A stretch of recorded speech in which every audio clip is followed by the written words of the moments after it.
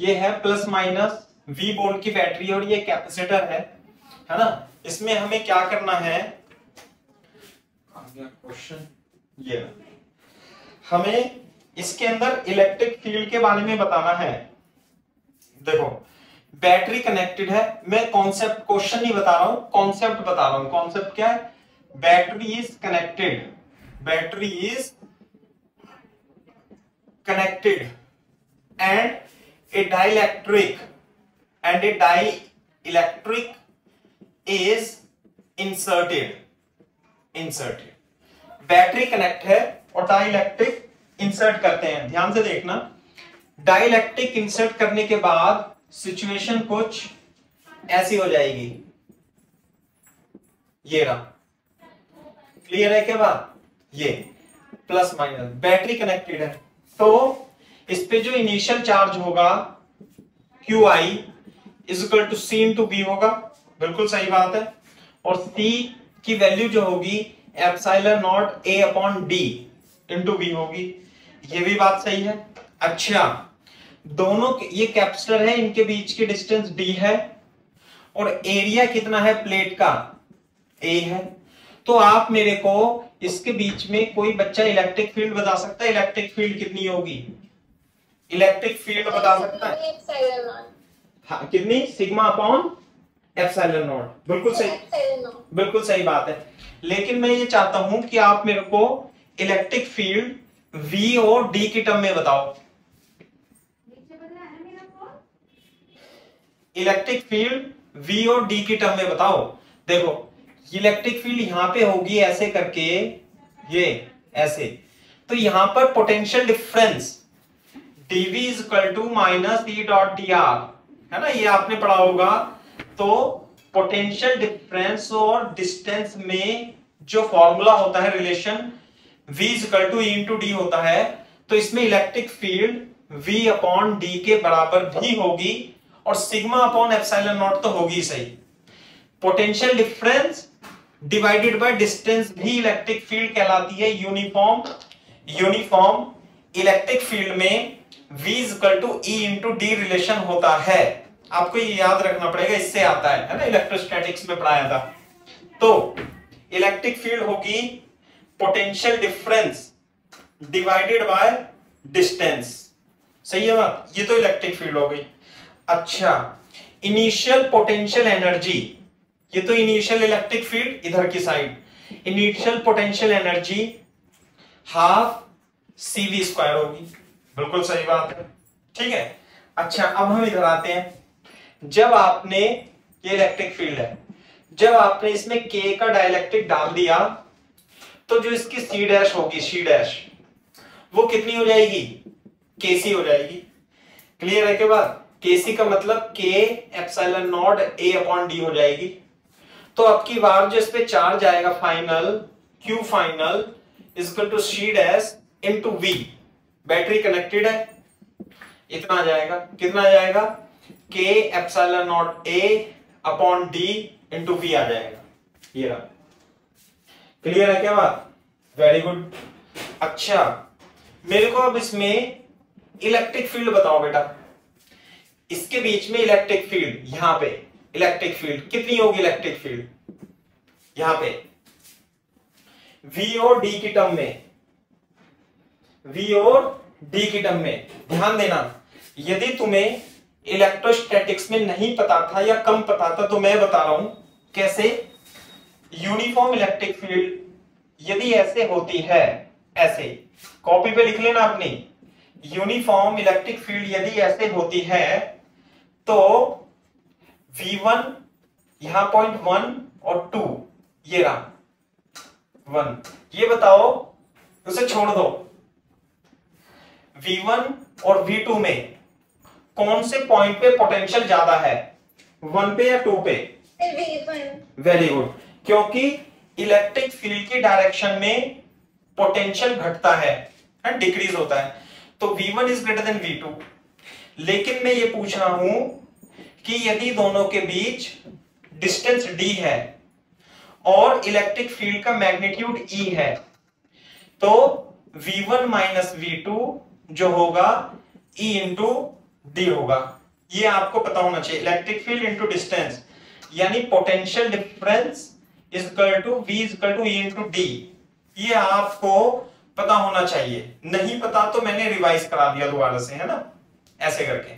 अब बताओ, अब यहां देखो ध्यान से, यहां पर पोटेंशियल है V, यहां पर पोटेंशियल है 0, यहां है V, यहां पर भी V, यहां पर 0, दोनों के बीच की डिस्टेंस D है।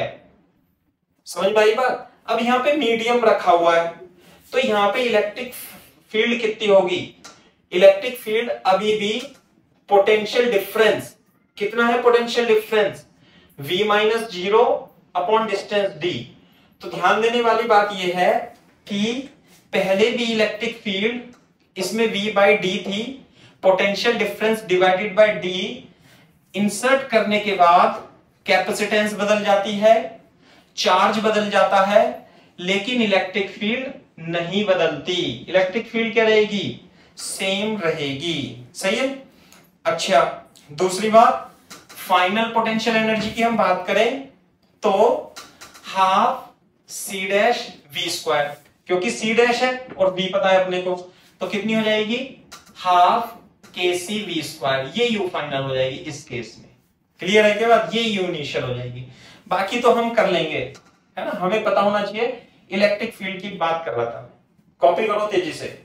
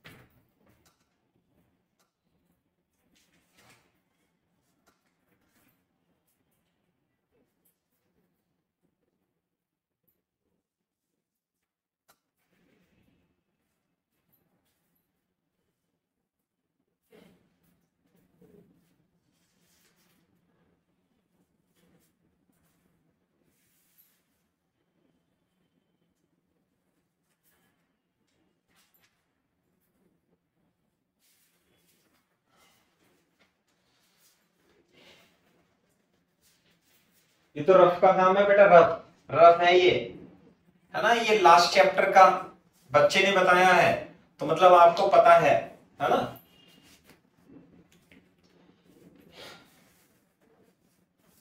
कॉपी कर लो तेजी से।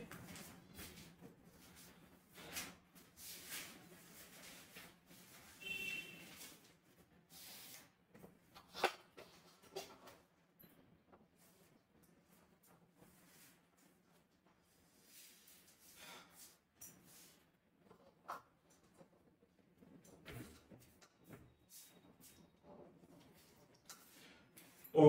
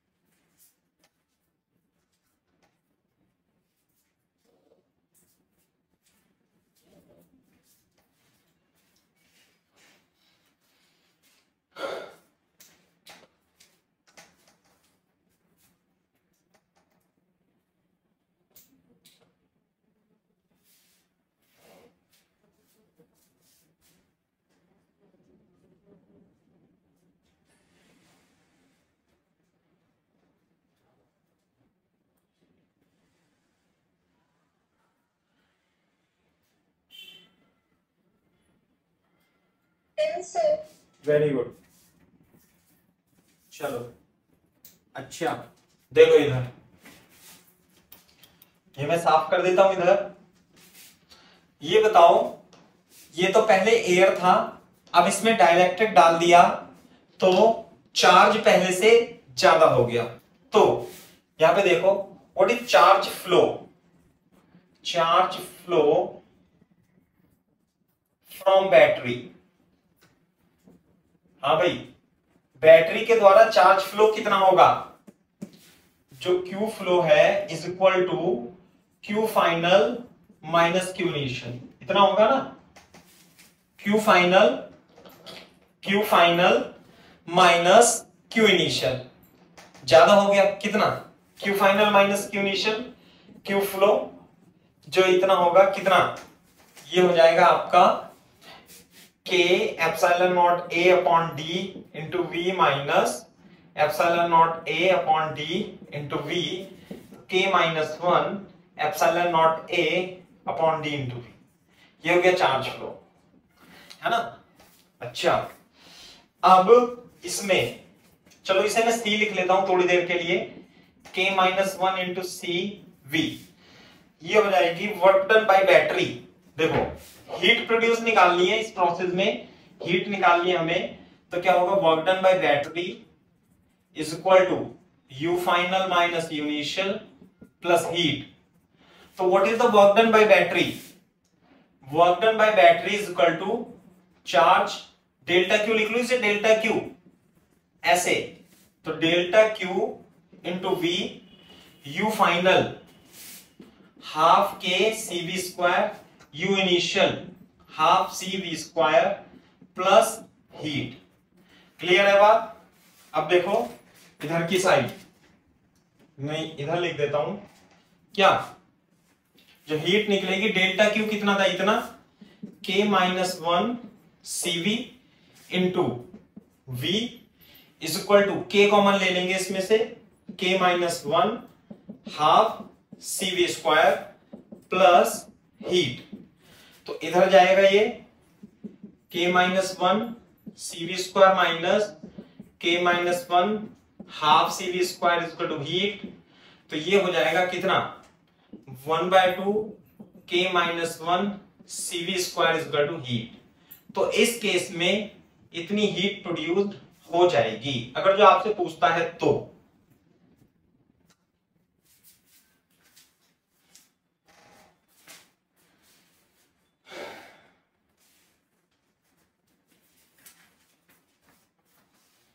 ये तो हमने पहले भी शायद निकलवा रखा है, कोई बात नहीं, कॉपी कर लो तेजी से।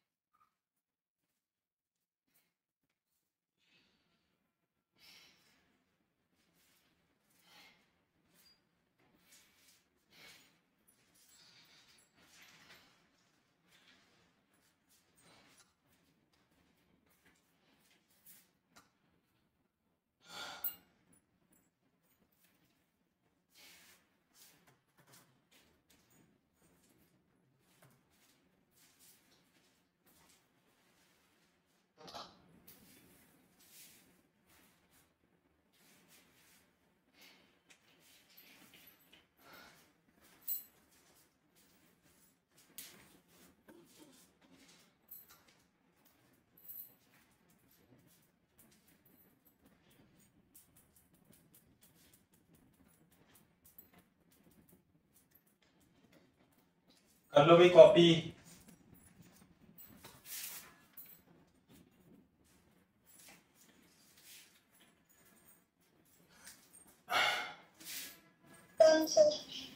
Very good. अब देखो, अब हम इसी में इस तरीके से देखते हैं कि जब बैटरी को डिस्कनेक्ट कर दें, है ना, सेकंड केस में क्या होगा, मान लिया हमारे पास एक कैपेसिटर है और इसे फुल्ली चार्ज कर दिया हमने। क्या कर दिया, फुल्ली चार्ज कर दिया। जब यहां पर फुल्ली चार्ज हो जाएगा, ठीक है, तो ये चार्ज आ जाएगा इधर, और इससे डिस्कनेक्ट करने के बाद इसमें एक डाइलेक्ट्रिक डालते हैं। After fully charge capacitor is disconnected and a dielectric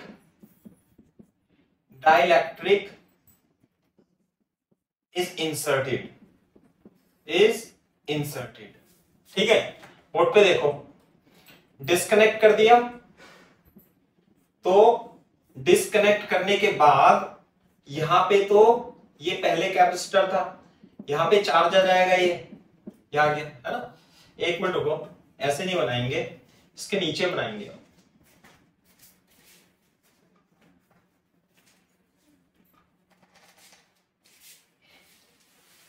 जब ये फुल्ली चार्ज हो जाएगा, तो फुल्ली चार्ज होने पर यहां पर ये इस तरीके से रहेगा, ए और बी, और इसके बाद हम क्या करेंगे, इसमें एक डाइलेक्ट्रिक इंसर्ट कर देंगे, डाइलेक्ट्रिक इंसर्ट कर देंगे।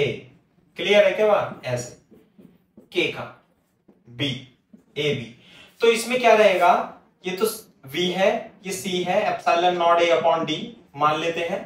D is the distance between the plate of the capacitor, तो इस पे जो चार्ज आएगा Q, यहां पे तो प्लस Q रहेगा और यहां पे minus Q। Now it is isolated system, है ना। और अब जब इसमें आप डाइलेक्ट्रिक डालोगे, तो अभी भी इस पर जो चार्ज रहेगा वो क्या रहेगा, सेम रहेगा। क्या, charge will not change. Clear है। तो डालने से पहले इसकी कैपेसिटेंस होगी epsilon not a upon D, और इसकी कैपेसिटेंस सी डैश के सी के epsilon not a upon D हो जाएगी। लिख लेना बाद में, पहले समझ लो। चार्ज जो होगा इनिशियल वो क्यू ही रहेगा, है ना, और जो फाइनल चार्ज होगा, फाइनल इस पे अभी भी क्यू ही रहेगा। और क्यू की वैल्यू कितनी होगी, इसमें क्यू की वैल्यू होगी सी इंटू वी। ये बात अलग है। अच्छा, एक तो चार्ज हो गया। अब हम बात करते हैं इलेक्ट्रिक फील्ड की। नहीं, एक मिनट, जब चार्ज है, क्यू है और सी है इसका, तो मेरे को बताओ कि जो इसका पोटेंशियल होगा, पोटेंशियल अभी इस केस में VA माइनस VB जो होगा वो कितना होगा, V होगा, है ना। कैसे, चार्ज बराबर C into V, potential difference कितना है इसके बीच में, V, Q बराबर C इंटू V। अब इसमें पोटेंशियल डिफरेंस इसके बीच कितना हो जाएगा, V डैश, पोटेंशियल डिफरेंस बदल जाएगा। कैसे, Q is equal to C dash into V dash से। तो यहां पर जो पोटेंशियल था वो तो V रहेगा, ये वाला, लेकिन यदि आप इसके बीच में डाइलेक्ट्रिक डाल दोगे तो कैपेसिटेंस बदल जाएगी, तो पोटेंशियल भी बदल जाएगा। पोटेंशियल डिफरेंस कितना हो जाएगा, potential difference Q upon C dash. पहले पोटेंशियल डिफरेंस कितना था, Q अपॉन C। क्लियर है क्या बात। तो अब कितना हो जाएगा, Q अपॉन KC। नहीं आई बात समझ में, इधर देखो, तो जो V डैश होगा वो V डैश होगा वो V अपॉन K हो जाएगा। और यहां पे पोटेंशियल कितना, Q बाई C, यहां पोटेंशियल हो जाएगा, potential difference Q by C upon K। तो इस केस में पोटेंशियल डिफरेंस घट जाता है। पोटेंशियल डिफरेंस क्या हो जाता है, घट जाता है। Potential difference decrease. पिछले वाले केस में पोटेंशियल डिफरेंस क्या था, सेम था, है ना। ये है, कॉपी करो इधर।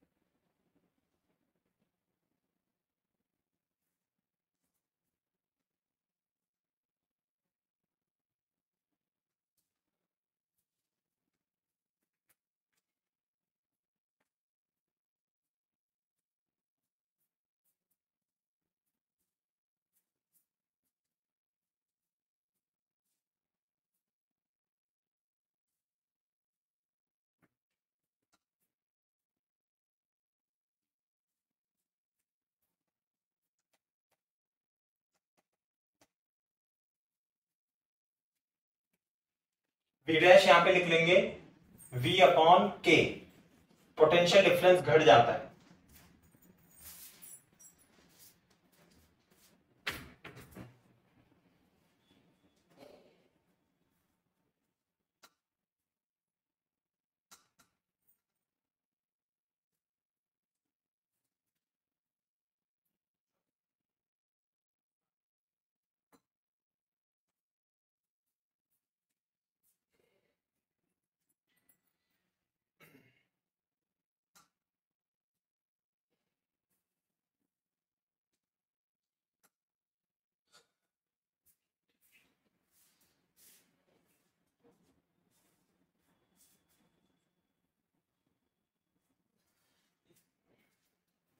छोटे छोटे से क्वेश्चन बनते हैं इसमें, पोटेंशियल डिफरेंस घट जाएगा, है ना। मेरे को इलेक्ट्रिक फील्ड और बता दो, इसमें इसमें इलेक्ट्रिक फील्ड और इसमें इलेक्ट्रिक फील्ड दोनों सेम रहेगी, बढ़ जाएगी, घट जाएगी। इलेक्ट्रिक फील्ड, हाँ भाई बोर्ड पे देखो, डिक्रीज हो जाएगी। इसमें इलेक्ट्रिक फील्ड ऐसे होगी ना, इलेक्ट्रिक फील्ड, और इसमें भी होगी इलेक्ट्रिक फील्ड, बिल्कुल सही बात है। तो मैं इसके नीचे लिखना है आपको, इसके नीचे लिखना है यहां पर जो इलेक्ट्रिक फील्ड होगी वो V और D के टर्म में बताओ कितनी होगी। Potential difference V, distance D, तो इस वाले केस में इसके नीचे लिखना है यहां से ऐसे करके, ये इलेक्ट्रिक फील्ड जो होगी वो V बाई D होगी, जबकि इसके नीचे लिखना है यहां पे इलेक्ट्रिक फील्ड जो होगी इस केस में E डैश, वो कितनी होगी, V डैश अपॉन D। लेकिन V डैश तो कितना हो गया, खुद से कम हो गया, E dash is equal to V upon K into D. बोलो, तो V अपॉन डी, प्रारंभ में इलेक्ट्रिक फील्ड इसके अंदर कितनी थी, E, अब कितनी हो गई, V अपॉन डी अपॉन के, तो कितनी हो गई इलेक्ट्रिक फील्ड, E बाई के।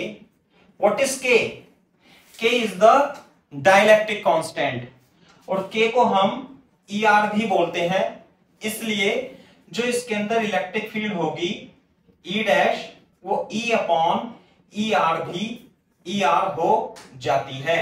इलेक्ट्रिक फील्ड क्या हो जाएगी, घट जाएगी। इसका मतलब यदि डिस्कनेक्ट करने के बाद आप उसमें कोई डाइलेक्ट्रिक डालोगे तो डाइलेक्ट्रिक के अंदर इलेक्ट्रिक फील्ड की वैल्यू, प्रारंभिक electric field, initial electric field की ER 1 अपॉन ER टाइम्स हो जाएगी, यानी ER गुना कम हो जाएगी। ये बात है, समझे। इलेक्ट्रिक फील्ड कम हो जाती है डाइलेक्ट्रिक में।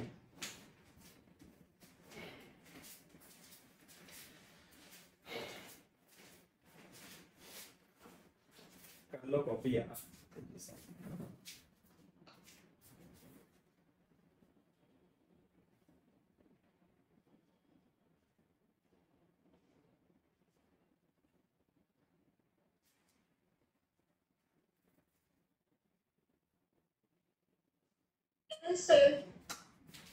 वेरी गुड, सही है, ये बात है। तो यही बताना था मेरे को कि इलेक्ट्रिक फील्ड कम हो जाती है ना। ये क्वेश्चन इस टाइप के बहुत सारे आते हैं। कितनी गुना हो जाएगी ई अपॉन ई आर? एक दो बच्चा और कॉपी कर ले तो बताना भाई मेरे को,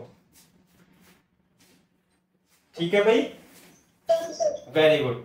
अच्छा, अब मैं आपसे क्वेश्चन पूछता हूं, है ना, रिवाइज कराता हूं कि ये है, बोलो, लिखना नहीं है, बस बताना है। बताओगे आप मेरे को कि ये है, ये कनेक्टेड है, क्या है, कनेक्टेड है। अब यदि सुना, डिस्टेंस क्या है डी, एरिया क्या है ए, यदि मैं कनेक्ट होने के बाद, कनेक्ट है इसमें वी बोर्ड से, मैं इसमें डाइलेक्ट्रिक डालता हूं, तो ये बताओ इलेक्ट्रिक फील्ड इसमें चेंज होगी या सेम रहेगी? Same, very good, very good. हाँ, चार्ज इस पे सेम रहेगा या बदल जाएगा? बदल जाएगा, वेरी गुड, वेरी गुड। अच्छा, अब मैंने इसे ऐसे कर रखा था, अब इसे हटा दिया यहां से ऐसे, और इसके अंदर डाल दिया मैंने इलेक्ट्रिक फील्ड, वो डाइलेक्ट्रिक डाल दिया, ई आर कॉन्स्टेंट। तो जब ये यहां पे फुल्ली कनेक्ट हो गया था, तो इसके बीच में मान लेते हैं इनिशियल इलेक्ट्रिक फील्ड आ गई थी। क्यों आ गई थी भाई इलेक्ट्रिक फील्ड? इलेक्ट्रिक फील्ड जो ई नोड है उसे ई नोड मान लेता हूं इनिशियल, क्योंकि यहां चार्ज होता है, यहां जो इलेक्ट्रिक फील्ड होती है, प्रारंभिक इलेक्ट्रिक फील्ड, वो होती है sigma upon epsilon not. Sigma upon epsilon not का मतलब होता है, यदि चार्ज Q है और इसका एरिया A है, तो Q upon A epsilon not, ये इनिशियल इलेक्ट्रिक फील्ड थी। अब हमने इसमें डिस्कनेक्ट है, ये डाइलेक्ट्रिक डाल लिया, तो अब इसके अंदर जो E डैश होगी वो कितनी हो जाएगी? सेम रहेगी या बदल जाएगी? कितनी हो जाएगी? ई नोड अपॉन ई आर हो जाएगी, ई नोड अपॉन ई आर हो जाएगी। क्या मैं सही हूं? अरे बोलो। अच्छा, कोई बच्चा मेरे को ये बता सकता है कि इस इलेक्ट्रिक फील्ड के कम होने का कारण क्या है? इलेक्ट्रिक फील्ड कम क्यों हुई? Electric field is directly proportional to charge, और चार्ज डिक्रीज हो गया तो इलेक्ट्रिक चार्ज कहां डिक्रीज है? चार्ज तो क्यों ही है, पोटेंशियल डिफरेंस डिक्रीज हो। हाँ, पोटेंशियल तो, अब पोटेंशियल क्यों डिक्रीज होगा? और कुछ रीजन वो तो है, खैर नहीं, बिल्कुल आपकी बात सही है, कैपेसिटेंस इंक्रीज हो गई। हाँ, कैपेसिटेंस इंक्रीज हो गई, चार्ज सेम है, क्योंकि चार्ज सेम है, ये तो कांस्टेंट है ना, तो potential is inversely C increase हो गई, वी घट जाएगा, तो इलेक्ट्रिक फील्ड घट जाएगा। इसका कारण होता है इंड्यूस चार्ज, है ना, इंड्यूस चार्ज। क्वेश्चन पूछा जाता है नीट और जेईई मेंस में, है ना, तो मैं बता देता हूं, लिखो, हेडिंग डाल लो, induced charge in capacitor, induced charge in dielectric inserted in capacitor।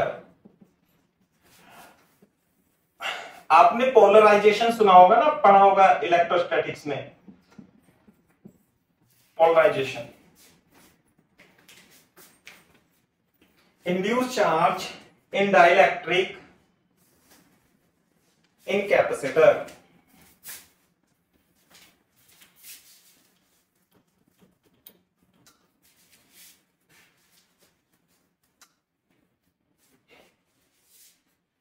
देखो, बड़ा सा चित्र बनाएंगे, है ना भाई, बड़ा सा चित्र बनाएंगे।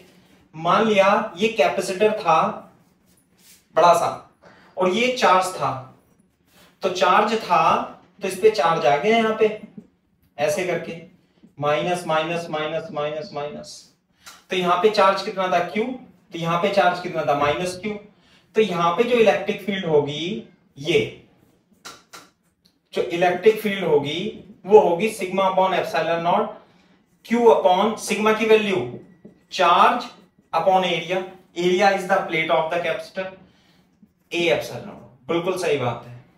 अब देखो यदि आप जैसे मान लिया डाइलेक्ट्रिक है, ये डाइलेक्ट्रिक है ना ये, तो डाइलेक्ट्रिक में जब आप इलेक्ट्रिक फील्ड में रखते हो, एक्सटर्नल इलेक्ट्रिक फील्ड में, बताओ भाई यदि आप एक्सटर्नल इलेक्ट्रिक फील्ड में रखोगे डाइलेक्ट्रिक को, तो इसमें जो मॉलिक्यूल्स, इसमें जो एटम्स होते हैं उनका क्या हो जाता है, पोलराइजेशन।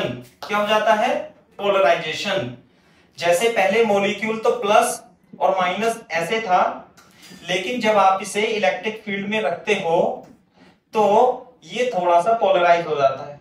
कैसे, प्लस तो इधर माइनस इधर, तो यहां पर plus minus plus minus plus minus plus minus plus minus ऐसे प्लस माइनस पोलराइजेशन हो जाता है। इसे क्या बोलते हैं, पोलराइजेशन। ये आपने निश्चित रूप से पढ़ा होगा कि जब किसी डाइलेक्ट्रिक को एक्सटर्नल इलेक्ट्रिक फील्ड में रखते हैं तो पोलराइजेशन हो जाता है। तो पोलराइजेशन कैसे हो जाता है कि भाई यहां पे तो equivalent plus plus induce charge आ जाता है और यहां पर minus minus Q minus induce charge आ जाता है। क्लियर है क्या बात? तो इस चार्ज की वजह से इसके अंदर उल्टी दिशा में एक इलेक्ट्रिक फील्ड प्रोड्यूस हो जाती है। नहीं आई बात समझ में? बोर्ड पे देखो, बाहर तो इलेक्ट्रिक फील्ड कितनी थी, ई नॉट, और इस इंड्यूस चार्ज की वजह से एक इलेक्ट्रिक फील्ड अपोजिट डायरेक्शन में प्रोड्यूस हो जाती है। मैं लिख देता हूं यहां पे, due to induce charge, due to induced charge electric field, induced electric field, induced electric field is produced in opposite direction. Clear है क्या बात? तो इस पॉइंट पर ये क्या हो गया, ये ई इंड्यूस हो गई। इलेक्ट्रिक फील्ड कितनी इंड्यूस हुई, ई इंड्यूस्ड, और एक्सटर्नल इलेक्ट्रिक फील्ड कितनी थी, ई नॉट। तो बेटा यहां पे जो नेट इलेक्ट्रिक फील्ड होगी ई डैश, बोर्ड पे देखो, अब मैं यहां बनाता हूं, वो तो पिछला काम है आपका, पिछले चैप्टर का,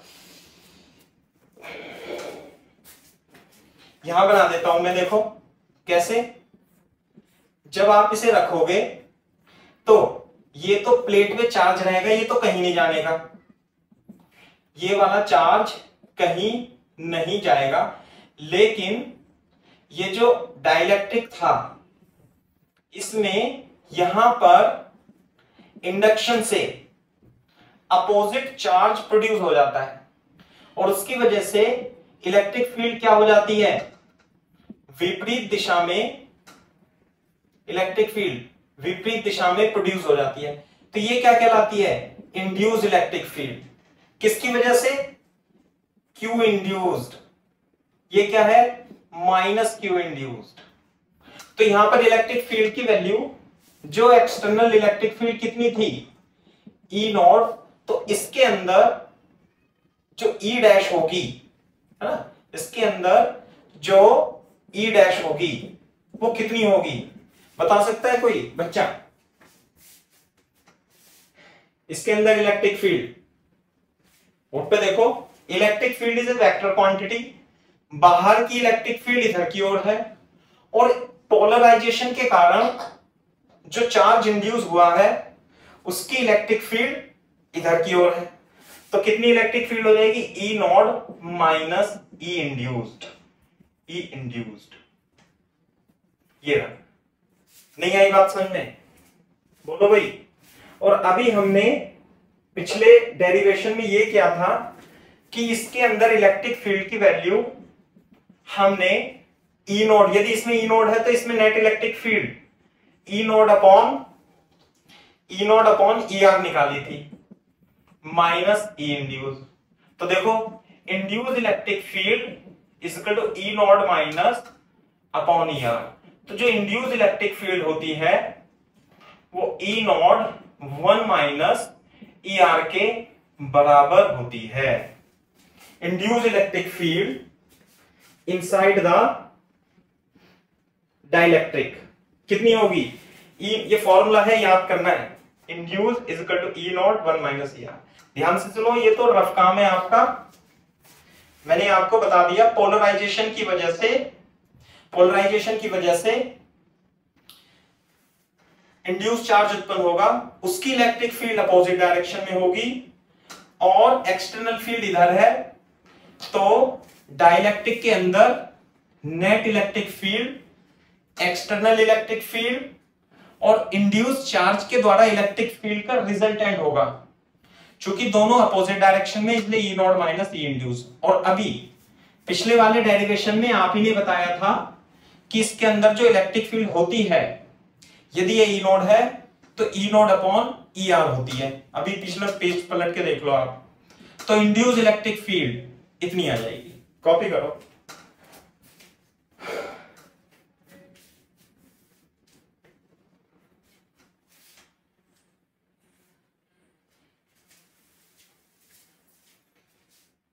ये एक्सटर्नल थी ई नोड, है ना, ये इंड्यूस है। यहां पे ई डैश, ये रहा ई डैश जो होगी, ई नॉट तो इधर होगी और ई इंड्यूस ऐसे बना लेना, ई नॉट तो इधर होगी और ई इंड्यूस इधर होगी, तो रिजल्टेंट जो आएगा वो ई डैश आता है। बनाओ भाई, पोलराइजेशन पढ़ रखा था नहीं पढ़ रखा था, ये बताओ। पढ़ रखा था ना?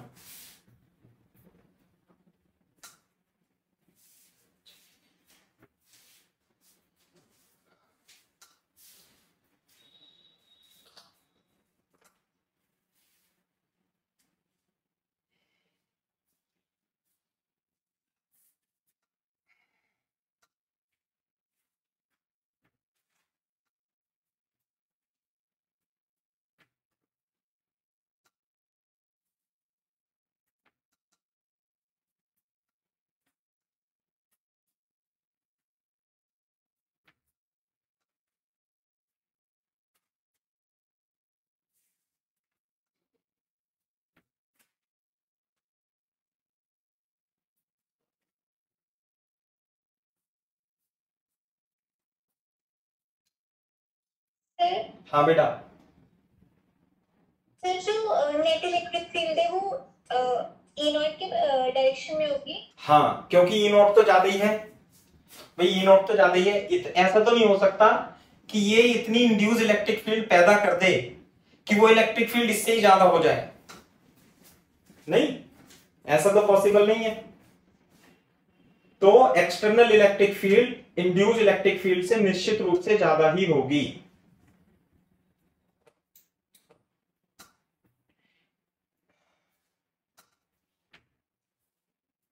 इसलिए मैंने ये छोटा वेक्टर दिखाया है ना, ये थोड़ा छोटा है, और जो ई डैश होगा वो है, ई डॉट बड़ा होगा, ई इंड्यूस कम होगा और ये ई डैश हो जाएगा। जब कॉपी कर लो तो बता देना।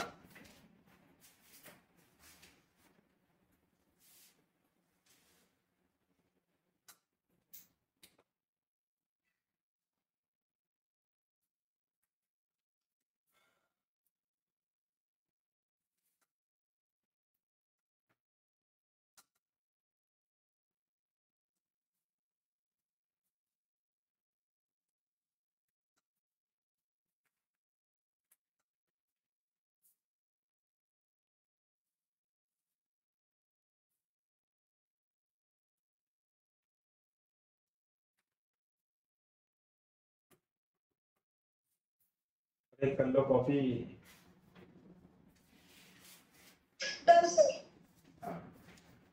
लेकिन हेडिंग देखो, हेडिंग क्या डाली है हमने, इंड्यूस चार्ज। हमें इस क्यू इंड्यूस की वैल्यू निकालनी थी, ई इंड्यूस निकाल लिया, तो क्यू इंड्यूस कैसे निकालेंगे? हाँ भाई बताओ कोई बच्चा।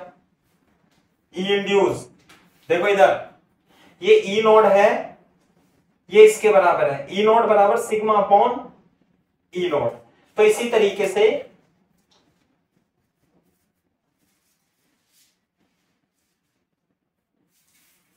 एक मिनट बताओ भाई, कोई तो बताओ।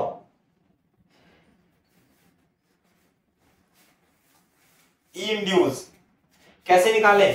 जैसे ये था ना अपना E naught equal to sigma upon epsilon naught, ऐसी यदि इसका डाइलेक्ट्रिक का प्लेट जो है इसका एरिया ए है, तो ई इंड्यूस जो होगा वो sigma induce upon epsilon not के बराबर हो जाएगा, जैसे ये था, है ना। तो यहां देखो, इधर से लिखेंगे अब हम E induce is equal to sigma induce upon epsilon naught, और ई नॉट, यहां पे ई नॉट कितना था, sigma upon epsilon naught 1 minus E R, ये कट जाएगा, is equal to sigma 1 minus 1 upon E R. दूसरी बात, सिग्मा, ये सिग्मा कितना था, क्यू अपॉन ए, ये क्यू और इसका एरिया। इसी तरीके से सिग्मा इंड्यूस कितना होगा, sigma induce Q induce divided by A, Q induce divided by A, इससे कट जाएगा, तो क्यू इंड्यूस हो जाएगा Q 1 minus 1 upon E R. कई बार क्वेश्चन इसमें से आ चुका है नीट और जेईई मेंस में। फॉर्मूला है ये इंड्यूस्ड चार्ज का, फॉर्मूला किसका, इंड्यूस्ड चार्ज। किसमें इंड्यूस हुआ चार्ज, जब आप इस कैपेसिटर में एक डाइलेक्ट्रिक को रखते हो तो इंड्यूस चार्ज हो जाता है।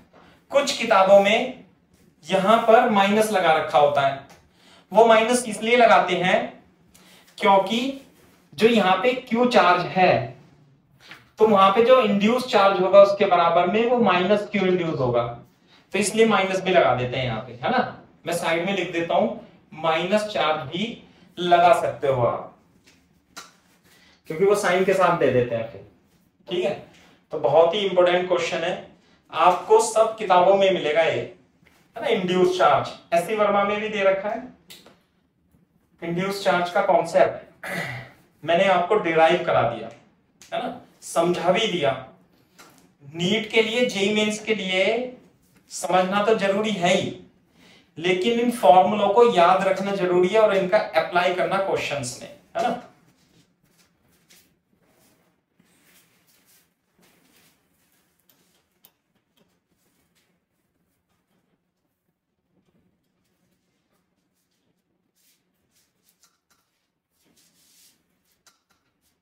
कॉपी कर लो।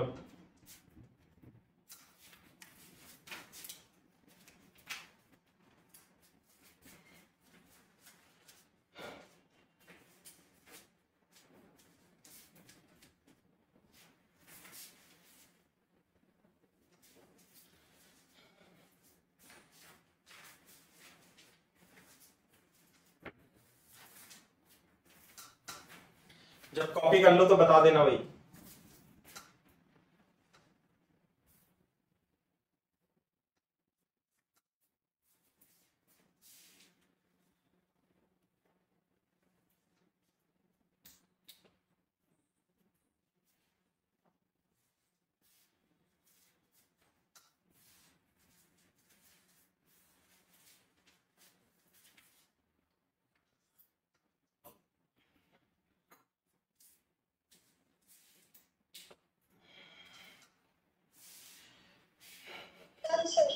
ठीक है,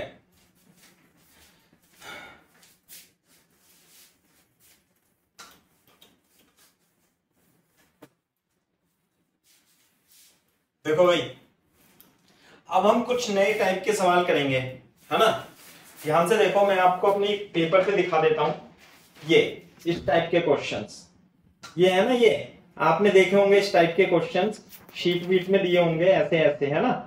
ये डंडे डंडे से खींच देते हैं, इनकी कैप्शंस निकालते हैं, है ना।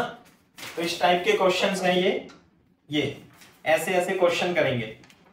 देखे हैं भाई, पहले बताओ किसी बच्चे ने ऐसे क्वेश्चन शीट वीट में कहीं?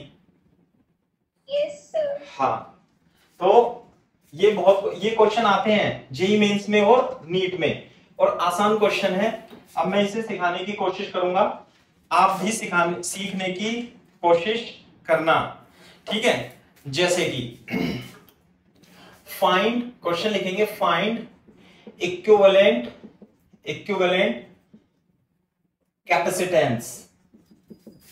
Capacitance between A and B. कैसे? एक डंडा ये है, एक डंडा ये है, एक डंडा ये है, और ये ए है और ये बी है। इसके बीच में आपको कैपेसिटेंस निकालना है। जो ये प्लेट है, मैं सब क्वेश्चंस के लिए लिख रहा हूं, ईच प्लेट हैज एरिया, कितना है area? A and distance between them is d। Distance क्या है? हर एक प्लेट की जो एरिया है वो a होगा और डिस्टेंस d होगी।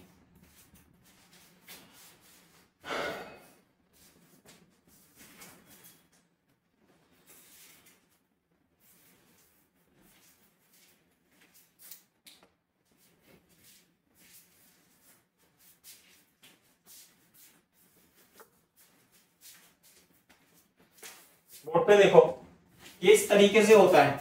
ये जो डंडा है ये क्या है? ऐसे है, यूं। एक प्लेट ये है, एक प्लेट ये है, और एक तीसरी प्लेट ये है। तीन प्लेट, एक दो और इसके बराबर में तीन प्लेट रखी हुई है। समझ में? ये आपको ये फ्रंट का दिखता है इसमें, है ना? ये है। तो बोर्ड पे देखो, जब इस क्वेश्चन को सॉल्व करेंगे तो 3-4 क्वेश्चन तो मैं ही कराऊंगा, बाकी आप फिर करने लग जाओगे। ये बताओ इसमें प्लेट कितनी है? 3, 1 2 3। जब 3 प्लेट होंगी तो उसकी सहायता से कैपेसिटर बनेंगे 2। कौन कौन से? एक तो ये और एक ये। कितनी प्लेट हैं? प्लेट है 3।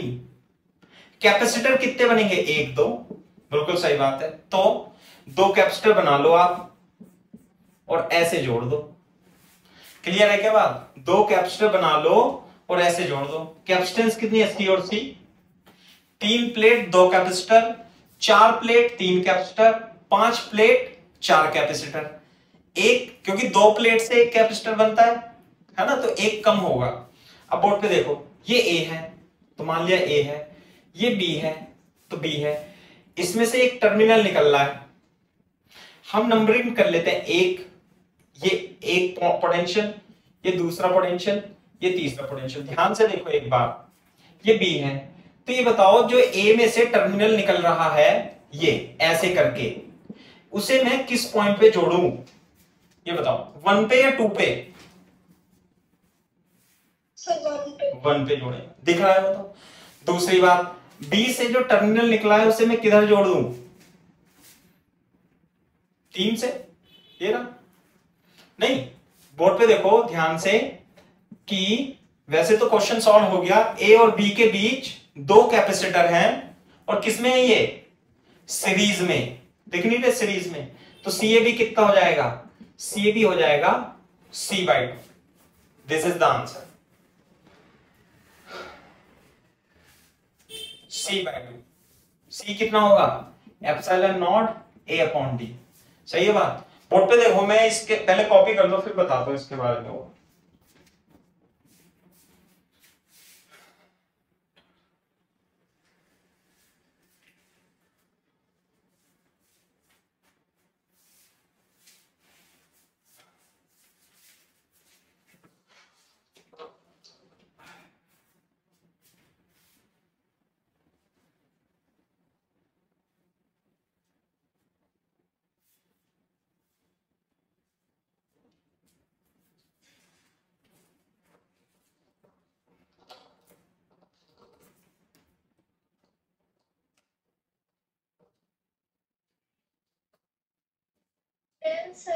देखो, मैं थोड़ा सा इसके बारे में आपको बता देता हूं कि जैसे ये मान लेते हैं ये प्लेट है, ये ऐसे प्लेट होती है, तो इस प्लेट के दो फेस होते हैं, एक इधर की साइड, एक इधर की साइड। ऐसी ये प्लेट है, ऐसी ये प्लेट है, इधर इधर, है ना, मतलब कि 3 प्लेट है।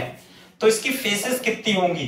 देखो ऐसे आप साइड में बना लेना बेटा, ऐसे थोड़ा सा मैं इसे ऐसे करके बनाता हूं, बड़ा बना दूं थोड़ा थिक।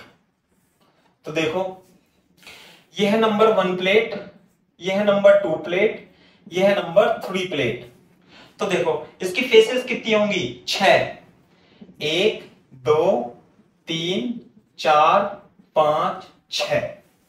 तो बोर्ड पे देखो ये जो C1 है और ये C2 है तो C1 C2 बराबर ही, अलग भी हो सकते हैं। तो जो C1 बन रहा है वो कैसे बन रहा है? ऐसे, ये रहा, ये वाली, ये तो दूसरे नंबर की प्लेट है, ये भी दूसरे नंबर की प्लेट, ये 1 नंबर की प्लेट, ये जो है तीसरे नंबर की प्लेट है, दूसरा और तीसरा। और इस वाले को मैंने थोड़ा चौड़ा करके बना दिया ऐसे, देखो ये। और ये क्या है? 3, और ये क्या है? 4 और 5। ये वाली जो प्लेट है ये तीसरे नंबर की प्लेट है ना, और ये 4, ये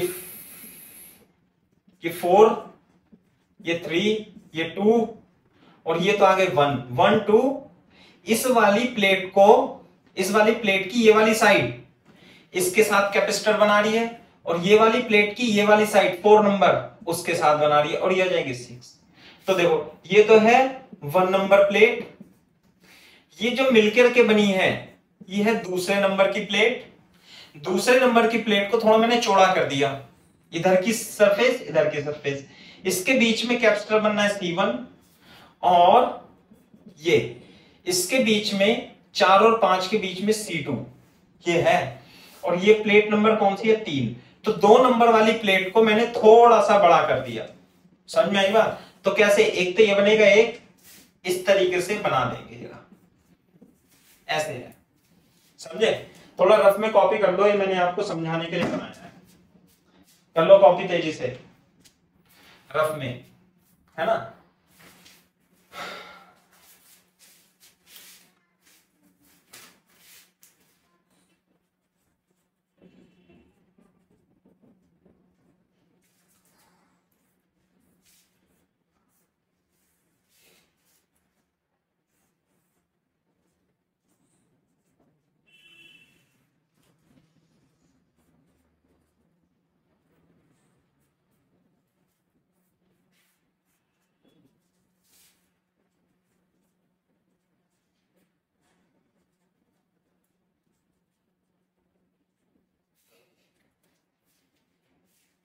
बताओ भाई, इसकी सीए भी बताओ।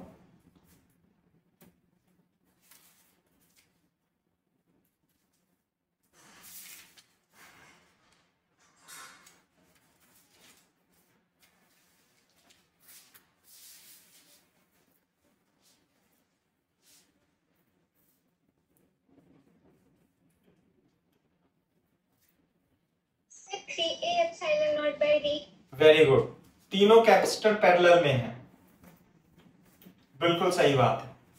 कैसे बनाएंगे? देखो कितनी प्लेट है? 1 2 3 4। कैपेसिटर कितने बनेंगे? एक इसके बीच में, एक इसके बीच में, और एक इसके बीच में। लेकिन ये बात अलग है, C1 C2 C3 बराबर होंगे, तो क्या कर लू मैं, है ना। देखो 3 कैपेसिटर बना लेता हूं, 1 2 3। अब ऊपर एक पॉइंट A है तो मैंने यहां A बना दिया, नीचे पॉइंट B है तो मैंने यहां B बना लिया। A से कितने टर्मिनल निकलने हैं? 1 2। तो मैंने 1 2, ये ना, एक टर्मिनल और दूसरा टर्मिनल। B से कितने टर्मिनल? B से भी 2 निकल ले हैं, ऐसे, सही है।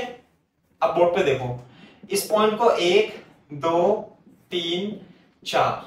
मेरे को बताओ ये जो टर्मिनल निकल रहा है A से, इसे मैं किससे जोड़ूं? 1 से जोड़ूं या 2 से जोड़ूं? बताओ भाई। फिर जिसने कर लिया वो मत बताओ, जिसने नहीं करा वो बताओ। ये जो A से टर्मिनल निकल रहा है, ये वाला, ये मैं कौन से पॉइंट से जोड़ूं? 1 से, 2 से, 3 से, 4 से।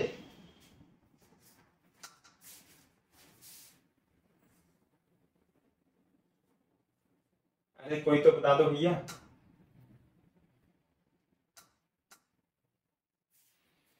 किसी को नहीं आ रहा समझ में? देखो ये जो ए से जुड़ा ये रहा ना, ये रहा किससे जुड़ा हुआ है? ये 1 से। सही है। दूसरा, ये जो दूसरा टर्मिनल निकल रहा है ये किससे जोड़ू? किससे जोड़ू भाई? ये आके यहां जुड़ गया, देखो इससे जोड़ू, इससे जोड़ू, इससे जोड़ू, ये जुड़ेगा 3 से। इसी तरीके से बी से ये जो टर्मिनल निकला ये किससे जुड़ेगा? ये जुड़ेगा 4 से। और ये वाला टर्मिनल बताना भाई, कोई तो बताओ। ये टर्मिनल 1 2 3 4 2 से जाके जोड़ दो, ऐसे जोड़ दो। थोड़ा सुंदर करके लिख देंगे हम, और क्या होगा? ऐसे और ऐसे, और बी से जुड़ा ऐसे और ऐसे। ये देखो सही है।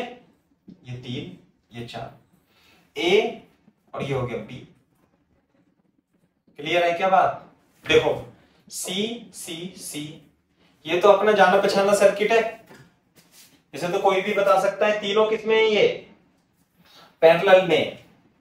बोर्ड पे देखो, अगर जो मैं इसका पोटेंशियल एक्स मान लूं और इसका पोटेंशियल वाई मान लूं, तो इसका पोटेंशियल, पहले ये बनाओ फिर करते हैं हम।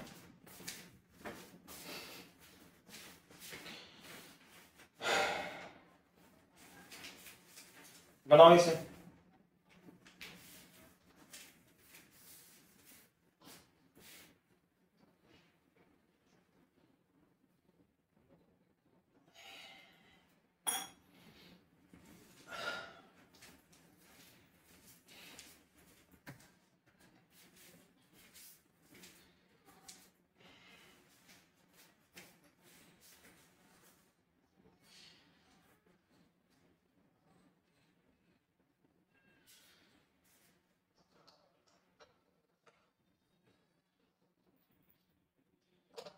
हो गया भाई?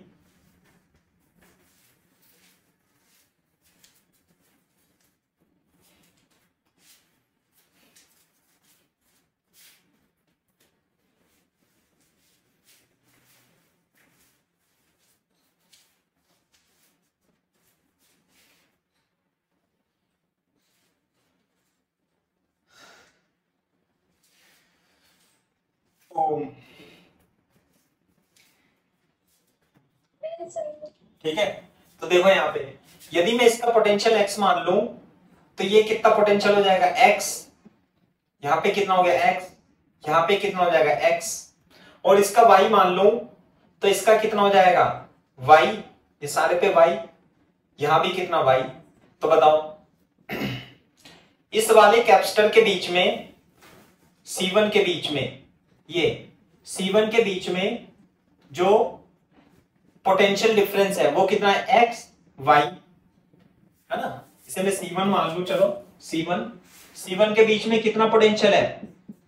C1 बराबर सी, इधर एक्स और इधर वाई। C2, इसे C2 मान लिया, है ना। C1 C2 C3, इसके बीच में भी कितना है? एक्स और वाई, एक्स और वाई। और इसके बीच में भी कितना है? एक्स और वाई। करा चुके हैं ये सवाल, और तीनों ही किसमें होंगे? पैरेलल में, ए और बी। तो बेटा इन दोनों के बीच जो इसकी CAB होगी वो हो जाएगी 3C। 3C is the correct answer. C का मतलब 3 epsilon naught A upon D is the correct answer. ये है, तीनों कैपेसिटर पैरेलल में हो जाएंगे।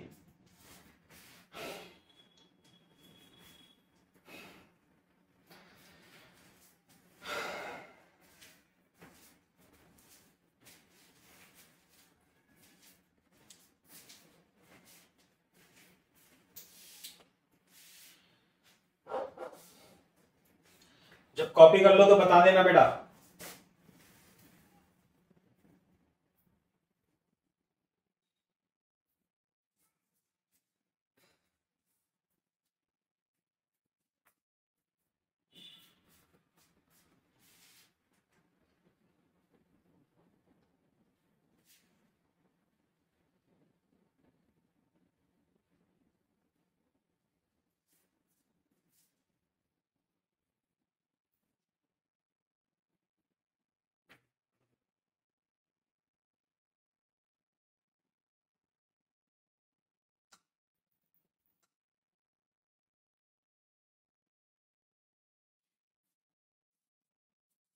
हो गया कॉपी?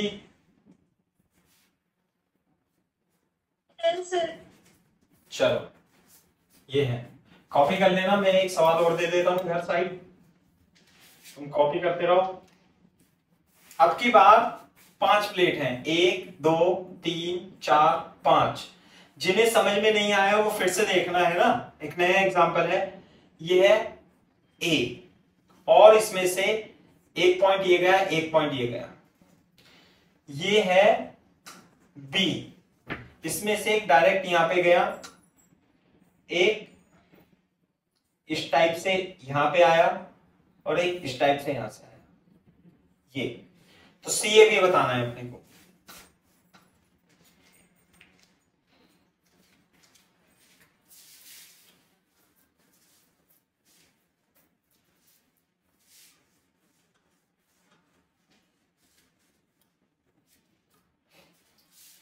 देखो पहले तो नंबर ऑफ प्लेट गिन लो, कितनी प्लेट है?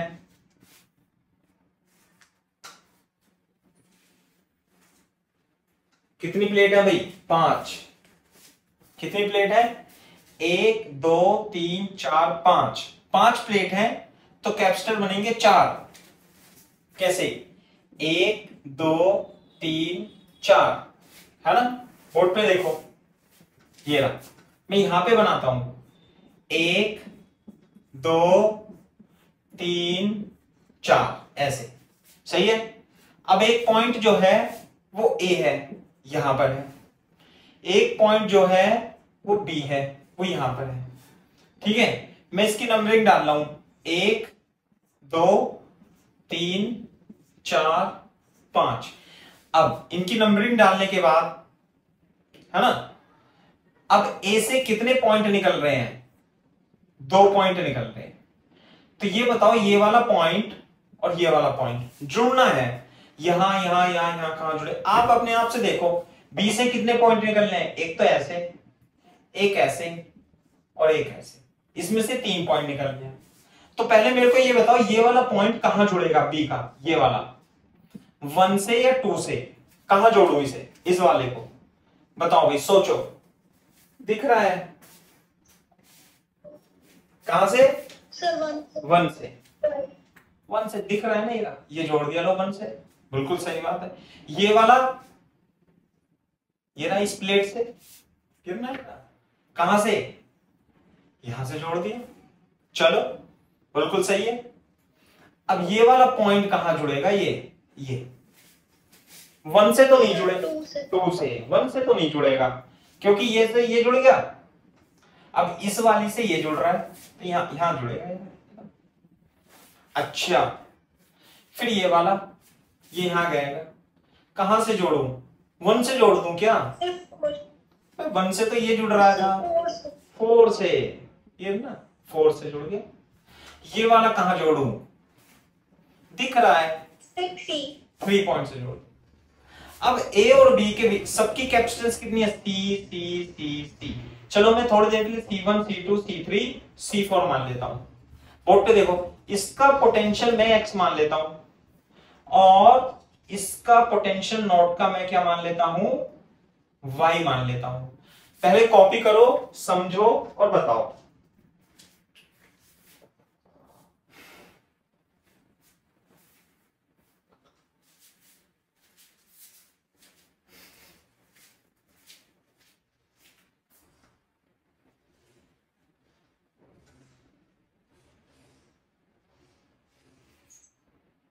सिर्फ 4C, बिल्कुल सही बात है, 4C। देखो कैसे, जब इसका पोटेंशियल x है तो यहां भी x, तो यहां भी x, तो यहां भी x, तो यहां भी x, सही है। यहां पे y है तो यहां पे हो गया y, यहां y है तो यहां पे हो गया y, यहां y है तो यहां पर हो गया y। C1 को देखो, C1 के अक्रॉस पोटेंशियल डिफरेंस कितना है? C1 के अक्रॉस x और y, तो मैं x और y मान लेता हूं। C2 के अक्रॉस, ये C2 है, पोटेंशियल कितना है C2 के अक्रॉस? x और y। C3 के अक्रॉस कितना है, x और y, x और y, और C4 के अक्रॉस B कितना है, x और y। अरे ये तो सब पैरेलल में निकले, तो सब पैरेलल में है भैया। CAB कितना हो गया, 4C, यानी 4 epsilon naught A upon D is the correct answer.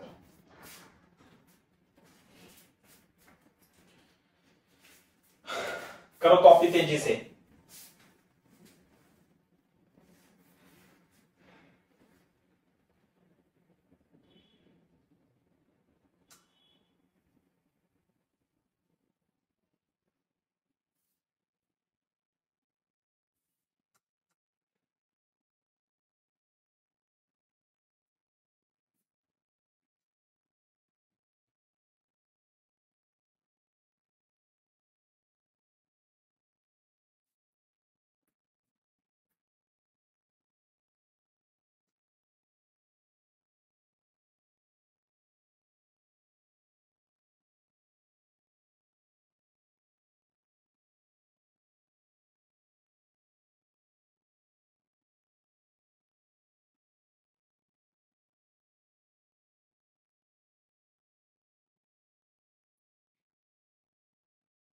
चलो भाई कॉपी।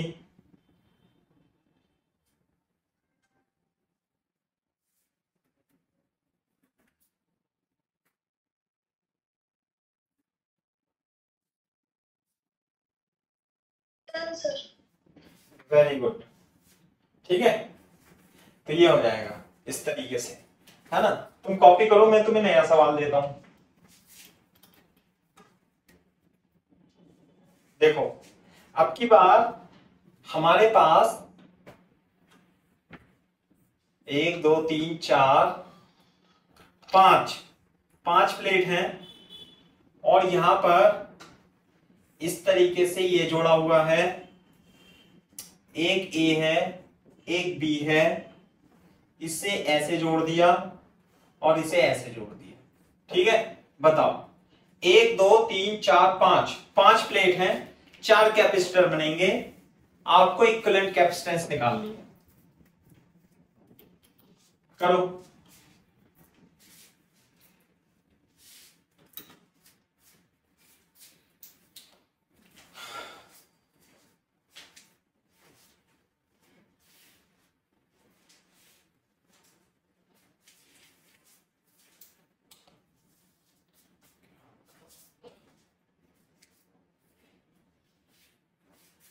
देखो देता हूं मैं 2-4 मिनट आपको, और करने की कोशिश करना है ना।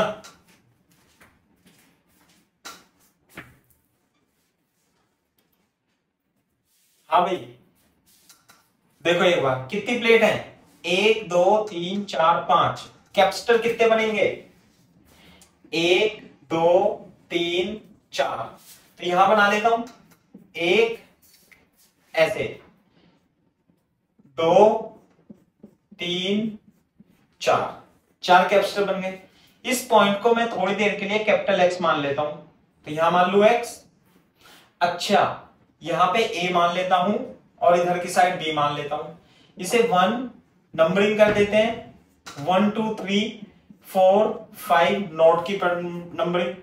ये मेरे को तो बी से जो टर्मिनल निकल रहा है वो मैं 4 पे जोड़ू 5 पे जोड़ू, कहां पे जोड़ू,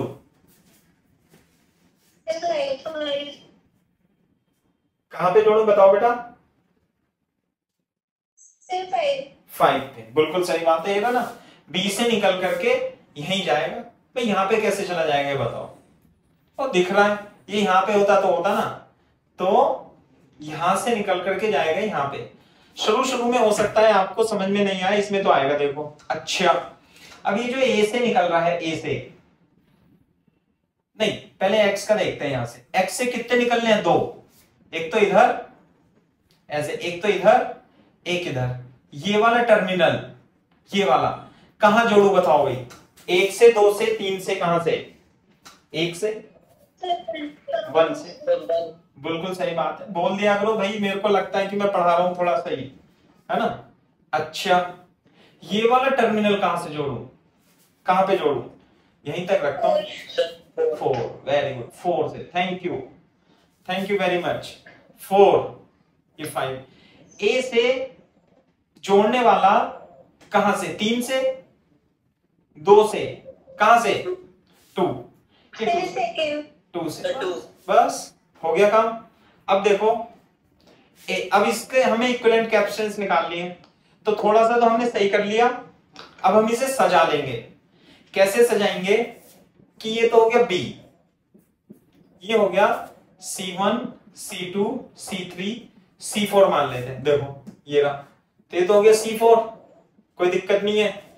अब ये है A, ऐसे, तो A से 2 कैपेसिटर जुड़े हुए हैं ऐसे, ये जुड़े हुए ना, ये इस तरीके से, ये X है और ये X है। अच्छा, लगाओ दिमाग थोड़ा सा, करो, सॉल्व करो, कॉपी करो इसे और बनाओ सर्किट, कैसे करना है इसे। C1 और ये C2, और C2 से C2 के बराबर में एक और जुड़ा हुआ है C3, और C3 के इधर पे है पोटेंशियल X, करो करो जरा तुम, बनाओ C4, बनाओ,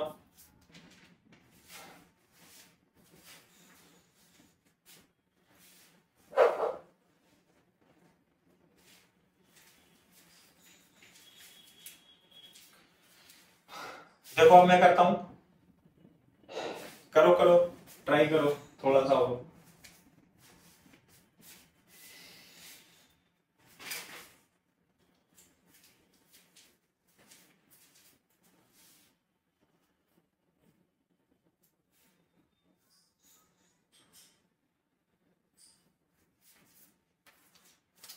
हाँ भी देखो इधर बोर्ड पे देखो, ए पॉइंट से 2 कैपेसिटर के टर्मिनल जुड़े हुए हैं, 2 कैपेसिटर की प्लेट, एक तो C1 की और एक C2 की, क्लियर है। C2 अपने आप में एक कैपेसिटर पे जुड़ा हुआ है, C3 पे, C3 ये रहा, दिस इज C3, और C1 जो है वो X के, मान लिया यहां पे X है, X के और A के बीच में जुड़ा हुआ है, और ये C3 की जो दूसरी टर्मिनल है ये भी किससे जुड़ी हुई है, ये भी X से जुड़ी हुई है, ये भी X है ना, और ये किससे, नंबर 4 ये इससे जुड़ा हुआ है, ये पॉइंट X मान लो, ऐसे ही मान लो कुछ भी, तो ये बनेंगे सर्किट, ये बनेगा इसका।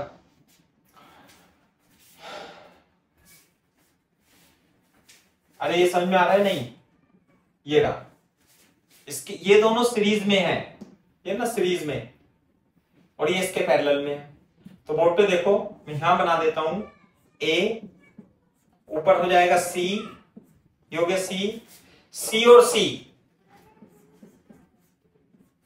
C/2, और इसके बराबर में एक ये C है, ये हो जाएगा B, ये दोनों पैरेलल में है, C + C/2 3C/2, ये हो जाएगा 3C/2 3C/2, और ये हो जाएगा C, तो बेटा CAB कितना होगा, C1 C2 upon C1 + C2, यदि 2 सीरीज में होते हैं तो special case C1 C2 C1 + C2, तो यह जाएगा 3C/2 into C, 3C/2 + C, यानी 3/5C is the correct answer.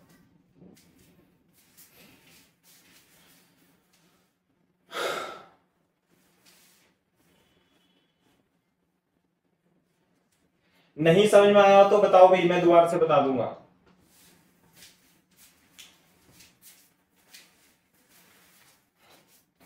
तुम तो पूछते ही नहीं हो, अबे दोबारा भी पूछ लिया करो कभी कभी।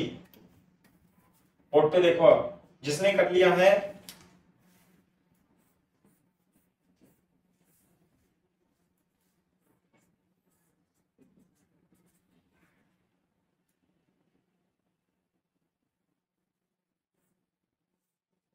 बताओ, CAB बताओ।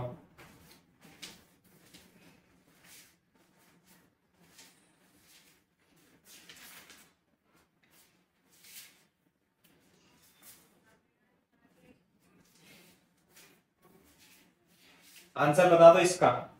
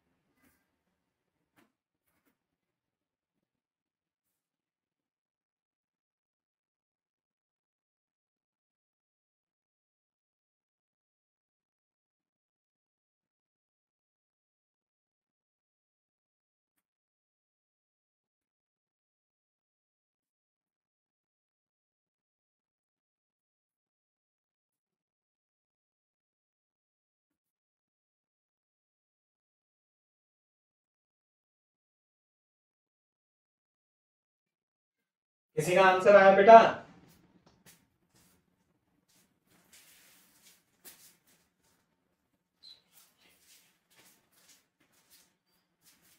देखो सर 2C/3।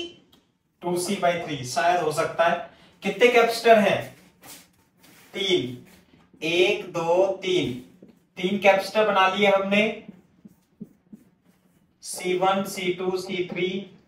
एक यहां पे पॉइंट है, इसे X मान लिया। एक यहां पे पॉइंट है A, एक यहां पे पॉइंट है B। B तो इससे जुड़ा हुआ है 1 2 3 4, 1 से जुड़ा हुआ है। और X एक इधर से निकला हुआ है, एक इस पॉइंट में जाएगा। ये बताओ A वाला पॉइंट कहां जाएगा बताओ? 3 में, 4 में, 2 में?